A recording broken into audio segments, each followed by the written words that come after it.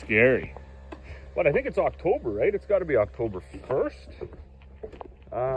Cold, -2 this morning, -2 overnight, whatever.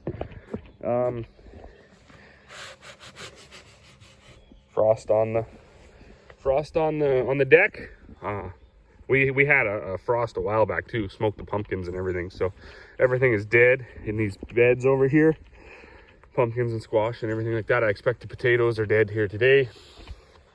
And that's kind of okay. So we still got that 150 acres of canola over there on the hill to do, and the 150 acres of pea and canola mix to do. That pea and canola mix, that's going to go fast. The canola is going to take a little bit more time, but should go pretty quick too. Yesterday was Saturday, and we ran into town with the kids to get them their hockey stuff.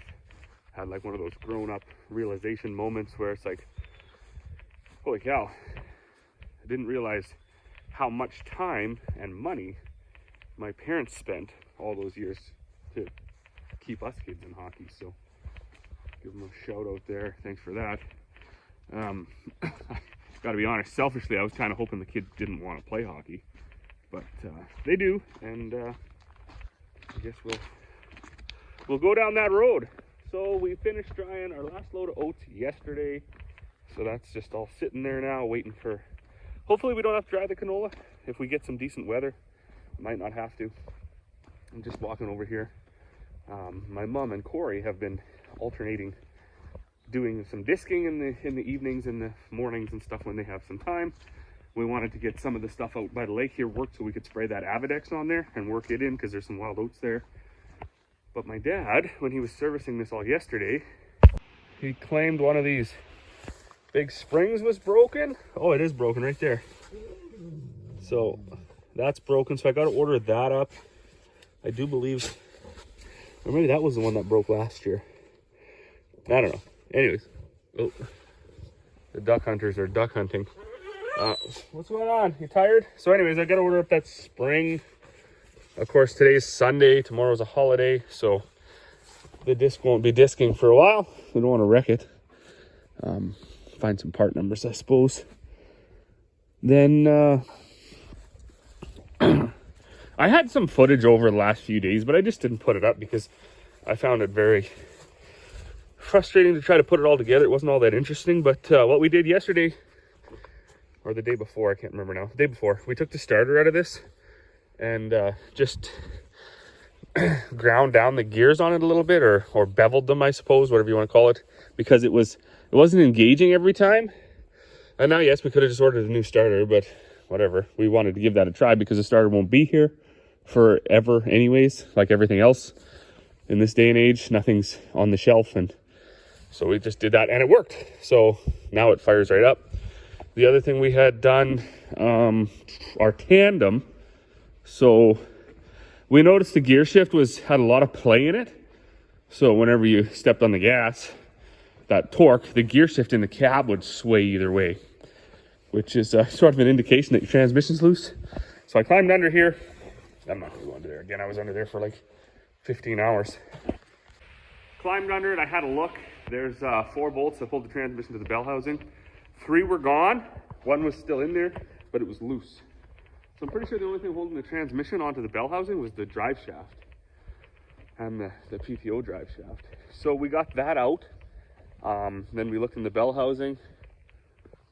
There was 2 bolts that had broke off in there, so we got those out. But then when I looked in through, the pilot bearing was gone. It was in 3 pieces. So off come the bell housing, pressure plate, clutch. We did have a new pilot bearing sitting on the shelf. It was pretty cool because that's just fun when you don't have to go to town. So we put that in, put that all back together, got some bolts and some nuts and some backup nuts on there. So hopefully that doesn't come apart again. We got to bring our 9750 out today, straighten a couple bars on the feeder chain. And then this guy, so over the last couple of days, hasn't been starting quite the way it did a month ago. I wasn't sure what was going on. A while back, I switched out one battery. I think I put this one in. So they're not matched, but they should still be good. roughly the same size. But one battery had failed before, so I switched it out, and it started really, really good, and then it's going back to that not starting so well. So I have a feeling one of these batteries has failed completely. I did have the disconnect off, so I'm going to just give it a start here. Yesterday, it was still charging 14 volts while it was running, but it wouldn't, the battery light come on the dash. So just for the sake of it, I'm going to give her 30 seconds of glow plugs here. See if the glow plug light is even on. Hold on. Oh, it comes on. So I'll give her 30 seconds, 40 seconds of glow plugs here and see if it starts. So it does say 11.2 on that little digital readout. I put that in there so I could know if the alternator was failing. I like having a digital readout of volts. Clarify some things. But what was suspicious to me yesterday was, yeah, like just halfway through the day yesterday, in the afternoon when I was making bags anyways, there was a battery light come on this dash. So I have a feeling it's going to either be totally dead or not start. See, that dropped way back to, oh, nothing. Now it's just flashing. Oh.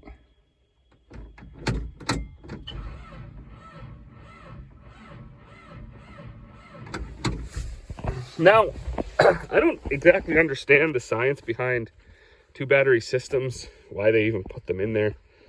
But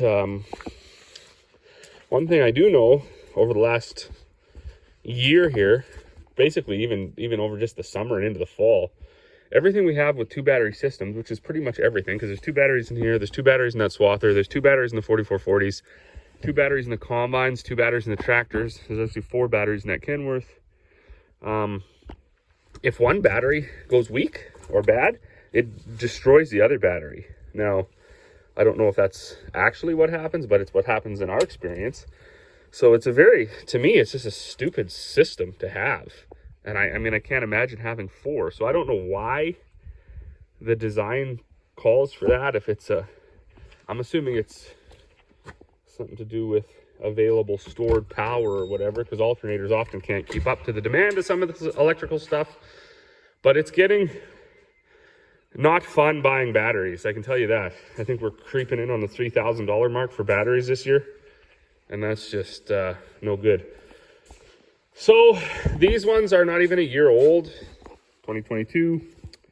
We took them out of our combine because our combine was stone dead, brought them in here, trickle charged them up, and now with this tester and everything, they look like they work. So what I'm going to do is I'm going to take both of these batteries, because they are a match set, and I'm going to put them in the Tele-handler well, hopefully for lasts a few years. I'm going to take the ones out of the Tele-handler, and I'm going to see which one's dead, use that battery tester, and hopefully what I see is that one of those batteries is absolutely no good, and one is still good. And that's why it's causing my Tele-handler to not start and throw up that battery emblem symbol on the dash. Okay, so I got the batteries out, and I'm pretty sure what was in there was 2 Prairie Coast batteries, because I think last year I took them out of the combine and put them in the Tele-handler. So that would make sense.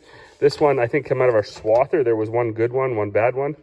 So when the one Prairie Coast battery failed in the Tele-handler, I took it out, threw it away, well, recycled it, I suppose, because they're worth like 30, 40 bucks. And then put this one in place. Got these on here. It went right to weak. Now you hold this for 10 seconds.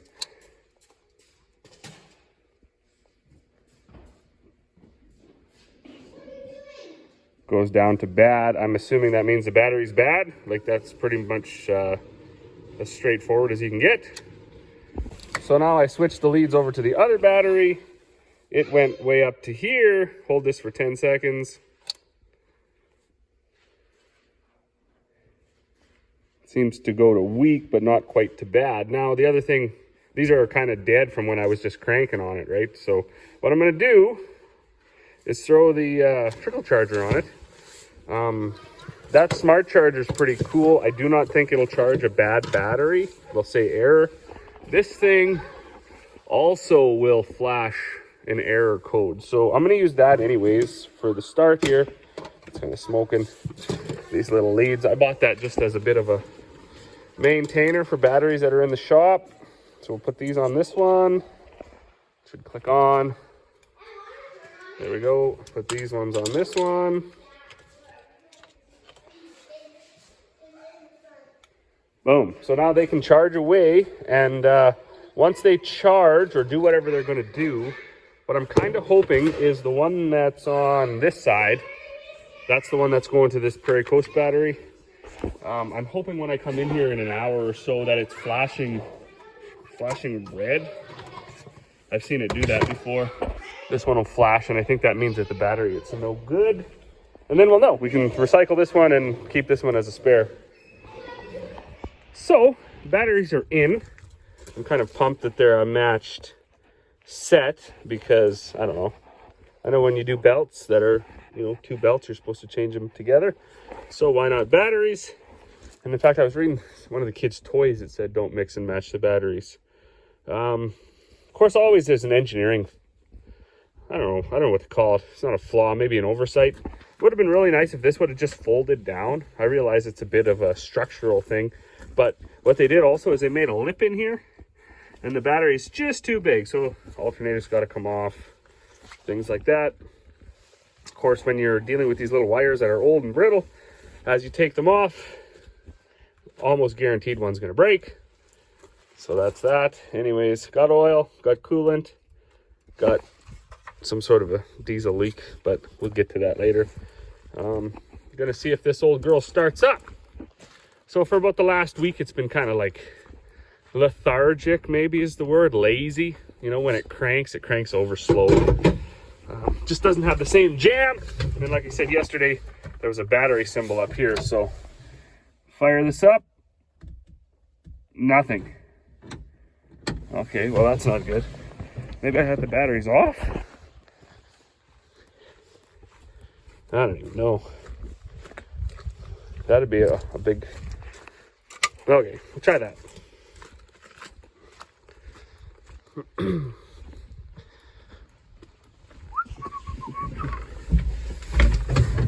Oh, much better. So 12.4. This morning it was 11 something. Give her a shot of glow plugs for a little bit. All right, if it's gonna start at all, it should start now.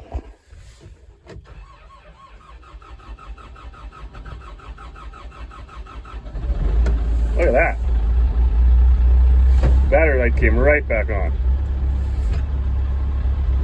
I think my belt flew off too, actually. I just heard a clank.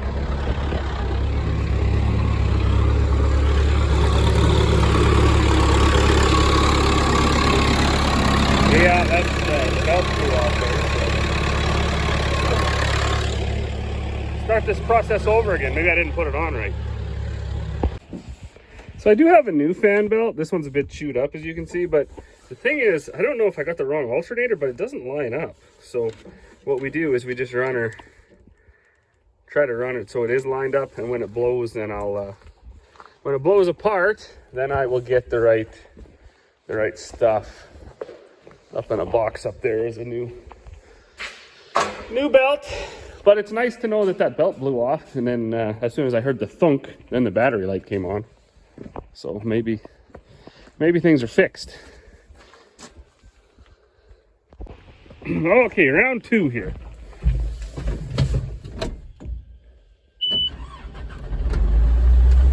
No battery light, no battery light. 13, 14, 13, 9. Winner, chicken dinner. The other thing I don't know about these, probably a mechanic would know, this is like a 2003, so it's a little bit older. I think that because the one battery was wrecked, and however that was affecting the whole unit, I wasn't getting enough power, because once that check engine light came on, the battery light came on, the whole machine itself felt like it was just laboring no matter where I went around. And that only happened yesterday. So I'm gonna pound in a bunch of seafoam into the fuel. If he doesn't like a good shot of seafoam, and then hopefully it just runs a little better today. see if that light is on there. I'm not sure if it's like, oh no, it's not on. So I'm not sure if some of the, you know, maybe the electronic fuel sensors or whatever, we're getting not enough volts or drawing too many amps or not getting, like however that works. Like I say, I don't know, but something was affecting old engine performance yesterday, and hopefully it doesn't affect it today. So I got a few bags to make. I'm gonna get going at that. Corey and the kids are up cleaning out the turkey coop. I got the swather header off. Maybe just wash it up a little bit and then throw it in storage. Maybe grab that combine out later, straighten those feeder chain slats, and then well, sun comes out. You never know. Maybe we can get a couple rounds of canola off today.